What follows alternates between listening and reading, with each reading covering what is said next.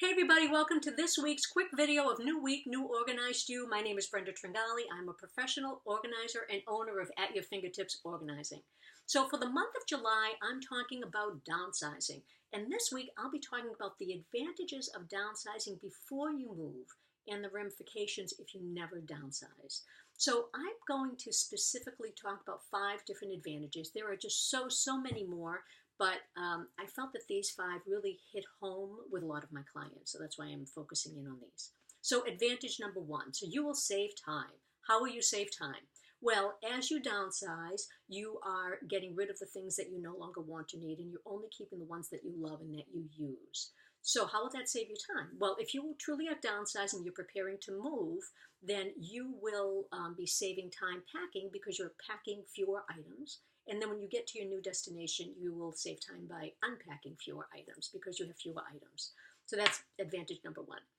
Advantage number 2, you should save money. So typically moving costs are based on the quantity of items that you move. So whether it's based on number of boxes or the weight of your items, whatever. If you're only moving those items that you love and that you use, then your moving costs should be less because you've gotten rid of the other stuff. Advantage number 3, less stress. So how could this be less stressful?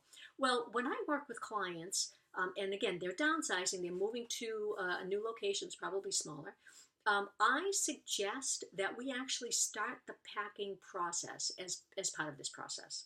And as we go through items one by one and they determine those items that they want to keep and that they use, I'll always ask the question, do you need this before you move? Or can we start the packing process? Can we pack this away so that you don't unpack it until you get to your new destination? So depending on when they're moving, that could be a yes or a no.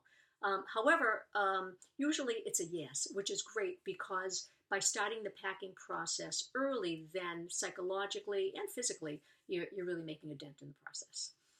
Advantage number 4, decision making. So I equate downsizing, well, I equate decision making, to exercise. So when I ask my clients, what's the most difficult part of downsizing or decluttering, in your opinion, they always tell me making those decisions, what to keep and what to get rid of. So I always guide them through that process and I help them. I don't make the decisions for them, but I help them.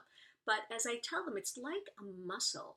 So when you first start exercising, it's awkward, you're not good at it, it's painful, it takes a long time. But the more you exercise, the same with decision making, the more decisions you make, the better you will become. And you'll make decisions not only better, but also faster. And last but not least, advantage number 5. So you will actually get more organized as part of this downsizing process because, again, typically when people downsize, they have a lot of stuff or possessions. So as you downsize, you get rid of those things. So you actually you have more control over your possessions, and you're transforming your overwhelm to really more control of your possessions. So you know what you have, where it is. I'll help you organize during the process.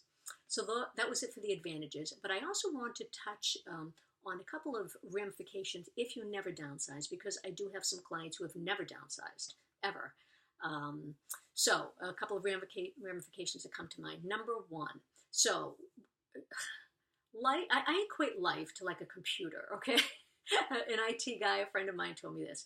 It's not a matter of if your computer will die. It's a matter of when it will die, all right? We all know we have a limited time on this earth. Something will happen to each and every one of us. So knowing that, you should start to downsize. Go through your possessions and determine, what's important. Why is it important? Get rid of the stuff that isn't. Because if you don't do it, who will do it when you're gone?